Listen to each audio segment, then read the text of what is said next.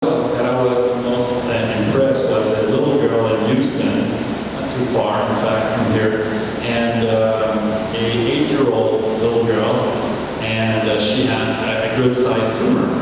So, in principle, the surgery was supposed to be removing part of her skull. So, 8-year-old, going in, removing as much tumor as possible, and she would have probably stayed in a bed for the rest of her life.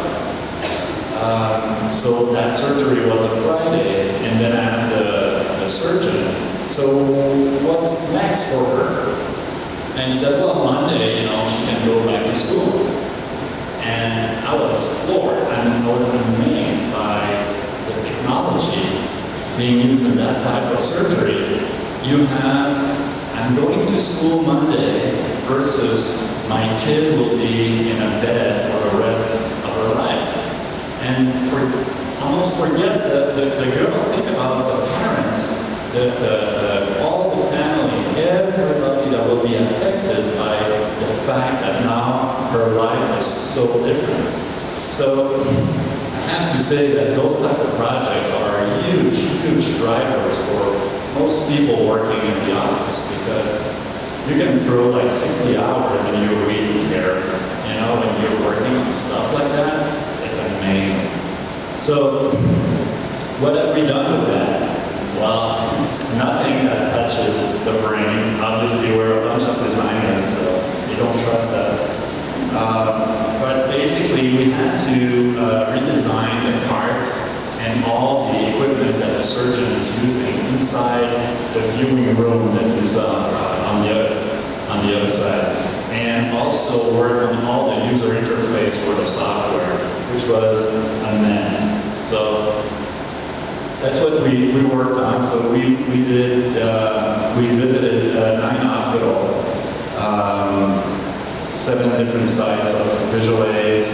We saw 8 cases, and we interviewed 35 people for this project. And then after that,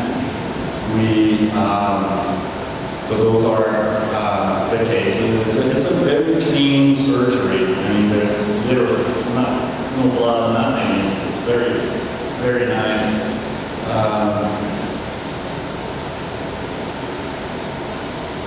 And then we did, as I mentioned before, co-creation. So all different people, different stakeholders from the client side came back, and we started to organize all the thoughts and all the things that we want to do on the project. So you may discover, 100 different things that you could work on, but you need to focus on the scope of work.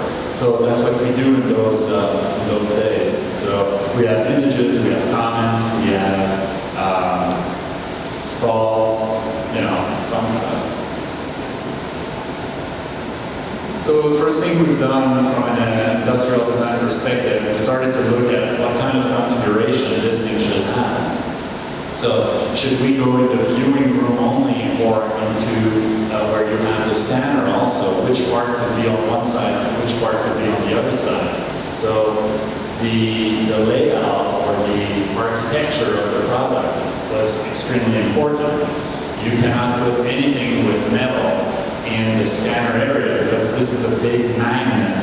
So that's why when you have a scan, you have to remove everything that is metallic on your rings and everything else. So where do we put those components? Then we look at the reach, the access, viewing display, height, all that stuff. To get to a round of concepts here that you see on top, and to complete with a module that you could detach from each other or to keep it together, depending on the type of rooms that you will have. So that was quite an interesting project, and this is the new also user interface. So we started the project with a screen that was landscape. We turned that up. It was making a lot more sense for the type of visuals that you needed to show during the surgery. So right now we are at the industrial design of the card was modified quite a lot for cost reason. And the user interface, we are at the 4th generation. So there's a lot of, you make a prototype, you test it. Make a prototype, you test it. So this is the type of product where you want to make sure you know when to turn the switch off when you warm up the laser.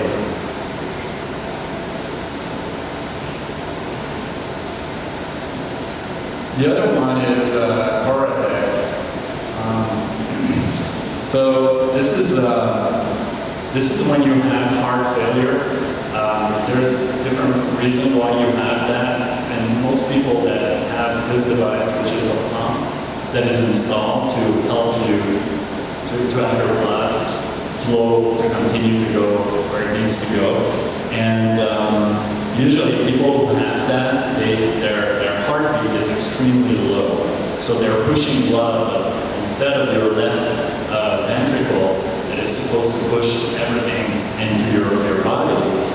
It's pushing just very slightly. So it's very hard for your heart to function. So someone who has this type of condition may walk from here to the other side of the stage and be completely exhausted because there's no blood flow, there's no oxygen going to their organs, muscles. So here also I have a little video, and this is coming from them, so there's always a bunch of disclaimer at the beginning, they don't want to get sued. But basically what you have is your heart here, and then the pump is installed, and this is all inside your heart, your body, right? And then you have a line that comes out here, and that is the power to bring to the pump. So you literally have like a cable that sticks out of your abdomen. Yes. So I'm sorry, I'm laughing talking about that stuff. But so here you can see a pump here going on, and so your heart might not beat your left ventricle, and then a pump is attached here, goes through here, and then goes back into your aorta that push blood everywhere. So what you have is basically a turbine inside just below your heart. So when you think about it, people who have that, they don't have a heartbeat. So it's continuous flow. So if you take their heartbeat, there's nothing. That's kind of creepy. So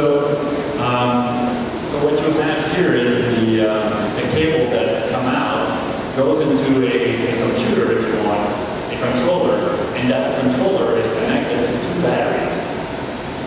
So you constantly live with this, and if the battery fails, well, one of the side effects of having this product, if you go on their website, is death. So it's literally you can die because nothing will be pushed to your brain, and you die.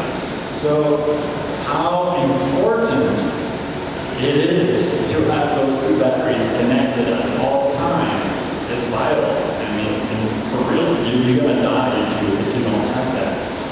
So you have the computer here and it's connected to 2 batteries. At night, when you go to bed, you disconnect one of the battery and you connect it to a tabletop unit that is connected, to the wall. And then you disconnect the second one and then you connect it there. But those people, they live, there's 2 ways that you can have this, is either waiting to have a heart transplant. So it could be a year, 2 to 3 years, and then you receive a new heart, and then you're good to go. Or it's called destination therapy.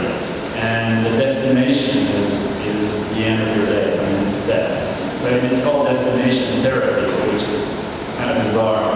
But people that would die, and if they have that installed, they can live 5, 6, 7 more years. The biggest problem with this device is at the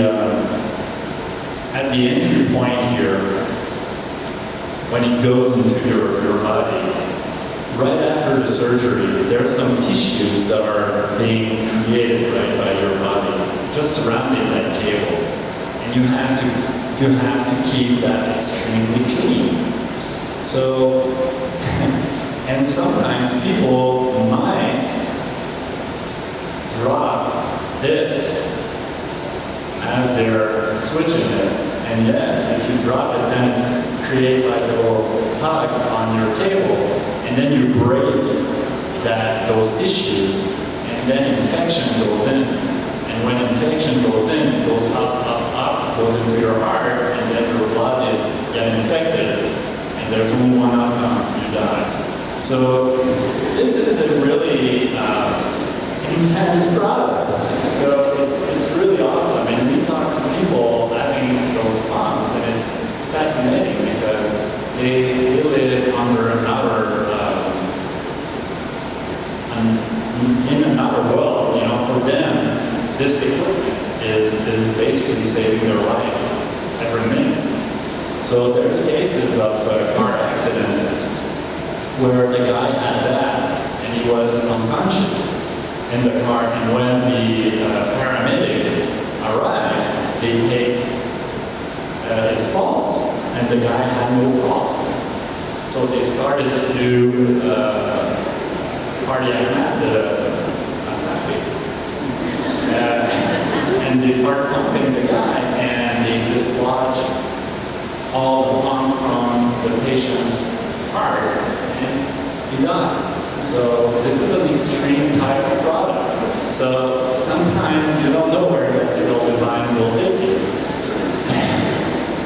All right, so what have we done? Again, nothing that was touching the heart. Again, smart people not giving designers the task of doing that. But basically, their task was they had a new technology that I cannot share with you, but a different way to recharge the batteries. And that involved having a completely new set of accessories and devices external to their body. And this is a product that people live with 24/7, all the time. So it's not like your phone that you think that you're using all the time. I can see some are using it right now. And this is 24/7. You're going to die if you don't have that. And you have to bring that with you everywhere. So, and this is for male, female, and the age. I met a 22-year-old patient, and I met a 75-year-old patient. So the range of who will have those products is extremely high. So the first thing we've done is we wanted to have feedback from users, existing users. So we did like a not that great prototype right here, and we started to see a bunch of people just to start to talk to them. Then after that, we did what we know, and we created a discovery kit, a little box here, because again, that's a product that you live with. So we had to recruit people that were having this device. So we went in a few places to be able to do that. And then we started to design a series of concepts of what would be perfect for them, right? That's what we thought. And we created two different families of product that we called onyx and quartz. And one was obviously black with felt and leather, like very rich looking and quality looking, a little bit more masculine than feminine, we believe.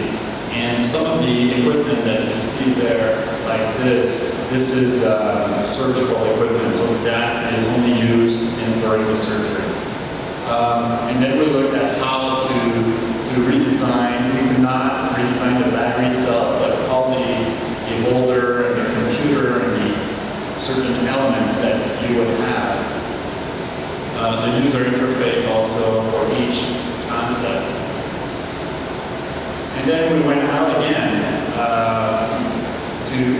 we did a phone survey, it's true, to just have the feedback on those two, some sort of preference testing, if you want. You prefer this one or this one, and then we're going through a series of questions and all that. So we talked to 25 people during that project. And then we did a series of prototypes of all our concepts. And it was quite a challenge because when we did the recruitment, we were asking them their size because it's kind of customized. You have like the small, medium, large, extra large, and we never knew if they were telling us the truth. So we had to prototype small, medium, large in a fairly good quantity to make sure that when we were showing up in their house, we would be able to fit them. And there's nothing more embarrassing to show up with a medium and you try it and then it should have a large, right? So it's not fun. So we were careful with that. So we had a lot of equipment, a lot of prototypes, and the idea was to meet them, fit all the equipment, and all the people that we talked to at that point were explanted. So that means they had before the system, but they did not have it yet. They received a new heart since they had the equipment. So they knew exactly what it was to live with those devices. So they were able to give us proper feedback. So we gave them all the prototypes with cables and everything. We explained to them, and then we waited 3 days, and then we were doing again face-to-face interview with them. And it's funny because the first time we were talking to them, they were just listening, like yes, yes, yes, and everything. And after 3 days with the equipment, we did not have to ask any questions. They were walking into the room and just going after your design. So those type of testing is very, very humbling because they're telling you the truth. And at the end of the day, it's for them that you're designing that. So you listen. So we've done that, France, Germany, in the 2 places in the US. And then we went back and refined our concepts, and those are some of the surgical equipment. And we decided to keep it white, so the design language was adapted to the surgical team with white, and everything for the users were this color. And if you look at the quality of materials that we used here compared to the concepts, it's like a few steps down. And the reason behind it is we heard things that we never thought about, which is this big bag that you see here. They have a complete set of the computer, batteries, harness, everything. They have a double in the bag that they carry with them everywhere they go. So if I would have a pump right now, my bag would be right there, just in case there's failure. Because if there's failure again, I'll die. So I want to have a backup all the time. So they were telling us if the bag is too nice, people will steal the bag. So let's tone it down a few notches. So you think you're very good like designing beautiful products, and here we heard the opposite. Well, make it too nice because someone will steal it. The other thing was also insurance companies. Right? If you're starting to give, in the U.S., it's private insured, so they think differently than systems like here or in Canada or in Europe or basically everywhere around the world except the U.S. They are concerned about the cost of those devices. If you give a beautiful leather bag to the patient, that's kind of bizarre. So we also, they have around 50 to 60 engineers over there working on different platforms, and part of the task was to develop a design language for their product. So the problem in a lot of companies where they have a lot of different projects and small little parts and all sorts of things is every engineer will decide what the look of the product will be. And what happens is you have all sorts of products out there. That will be for no reason. The only thing that is common is the actual logo of the company. The rest is like the shape has nothing to do with one and the other.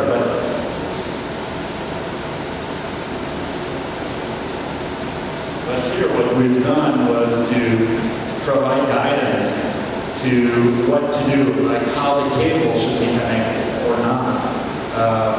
All the different orientation, dimensions, details, radiuses, the way you have to treat every speaker, holes, the screws, the interaction, the connectivity, the assembly, the part time. Sorry for the translator, that was fast. So every detail is managed, colors, materials, to provide a guidance book to the engineers so they can have a consistent product line even if there's no industrial designers that will be looking after the product. So, in fact, this is not 4, it should be 5 things, but whatever. So what I've learned after 23 years working in those places and with, I don't even know how many clients and how many projects, but there's consistency in what I believe a good designer should have. And we saw that earlier, creativity. And we put a lot of importance on technical skills, knowing computer, Photoshop, all that stuff. You have people in your classes that are amazing at 3D CAD and everything like that. At the end of the day, you're always going to have someone that will be faster than you all the time. I can find one anytime. But creativity and being able to come up with new ideas and being smart about it, that has a lot of value. So that is the most important thing. And creativity comes in a very different form and different ways. And to be able to really come up with new things all the time is the key here. Or take a problem and flip it and come up with a solution. That is the most important thing. The other thing is design is everywhere. And what I mean by that is this post. So this is a lamp that you see on highways, right, everywhere. And maybe 1 year into my career at Gatchan Design, a client came with just the top of it, just this part, and that's what he was selling. And he brought the lamp, and he put it on the conference room table, and he's like, I would like you guys to design this. And then you're looking at the lamp, you know exactly what it is, and you're like, so, and he wanted us to design the top of it, not under. Under you have the lens, and you did not want us to touch it, just the top portion of it. And then you're like, oh, maybe there's something I don't understand here. And who sees that top part? Nobody. You never see the top of the lamp in the street like that. So we asked him, why do you want us to design this thing? He's like, do you think this is good looking? And there was like just a piece of sheet metal and, you know, screws and everything. But it's a lamp, you never see it, who cares, right? And then he said, well, it's ugly, right? And we were like, yeah, it is. He says, when I'm selling this product, this is what you see. And I want to sell a product when I put it on the table, it looks good. I don't care once installed. I care when I sell it. Because once it's installed, nobody cares about the lamp anymore. But to buy it, that's when it needs to look good. So, and that flipped completely the way you look at design and where and why you should design parts of the product.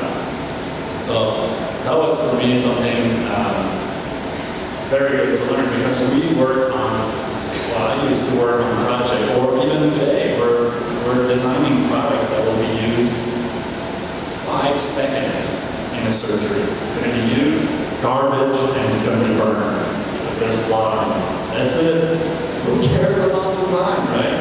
But this product will be shown to an administrator, will be shown to surgeons that will decide to select or not your product. Obviously, the performance of the medical devices is number one, right?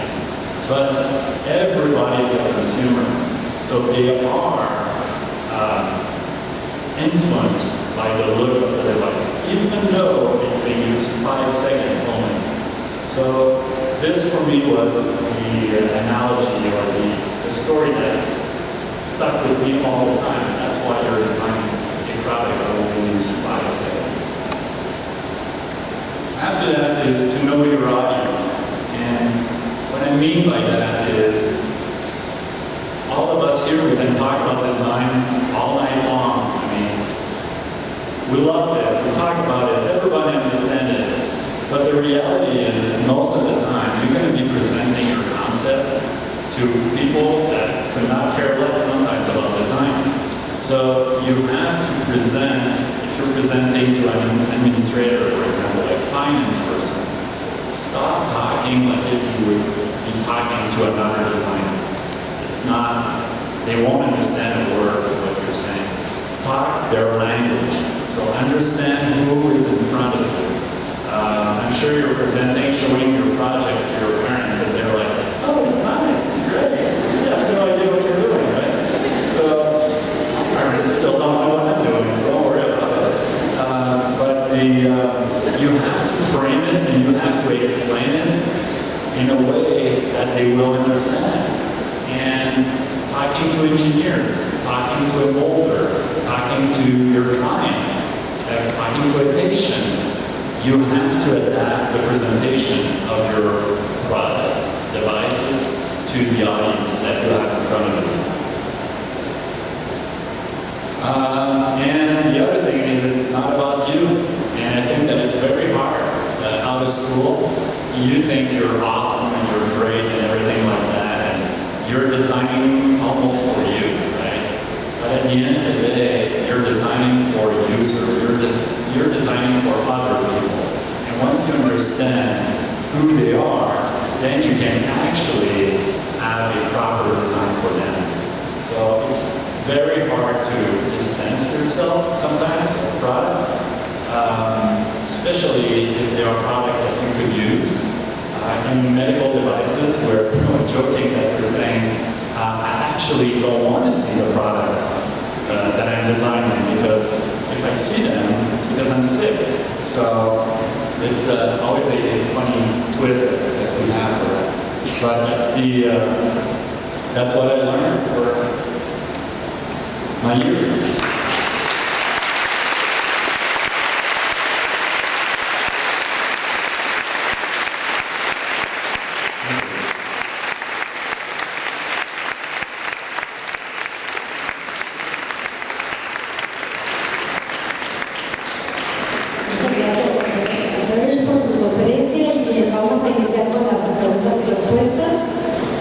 ¿Hay alguna pregunta?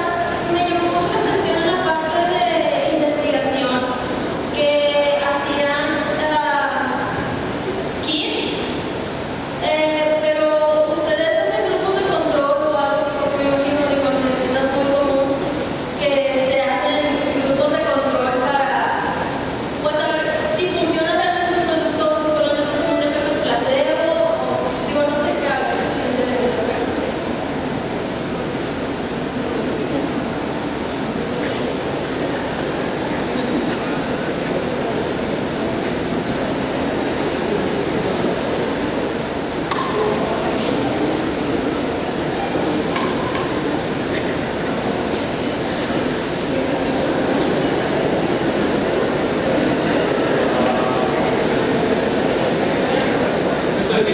¿Puedes preguntar otra vez, por favor? I can ask in English. You know, in medicine, it's very common that you use control groups to know if a certain product works. But do you use it in your company? Because So you're talking about the SIBOs, the products that you mimic. So we're using that in cases where we do simulation of injection. So there's a lot of auto-injectors, for example, for drugs that you deliver. So we never have people that actually, inject something. So we're using skin pads. Those are little pads that simulate skin, and that has some sponge inside that will absorb the liquid. And we never put the drug in. It's usually just saline water that has the same consistency as the drug. So usually our client will supply these type of products.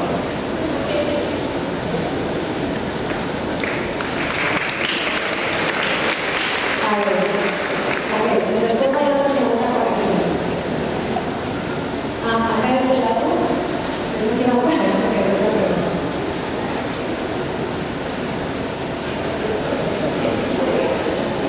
Ok, ahorita preguntamos allá. Ahorita. Aquí y luego yo, ¿ok? Yo quiero saber qué tanta decisión tienen ustedes en cuanto a las tecnologías emergentes que usan. ¿Qué tipo de tecnología usamos? Sí, bueno, es que muchos de los proyectos que vieran más la interacción del usuario y el producto en sí, pero la tecnología que se usa, ¿qué tanto deciden ustedes si la usan o no? No, normalmente es la tecnología de los clientes. Entonces vienen a veces de este tamaño, ¿no?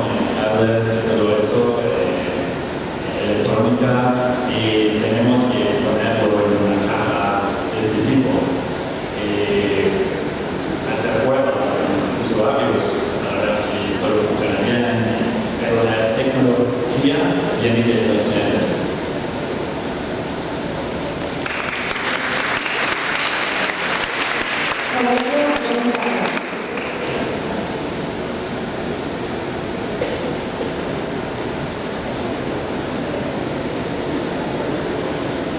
Hi.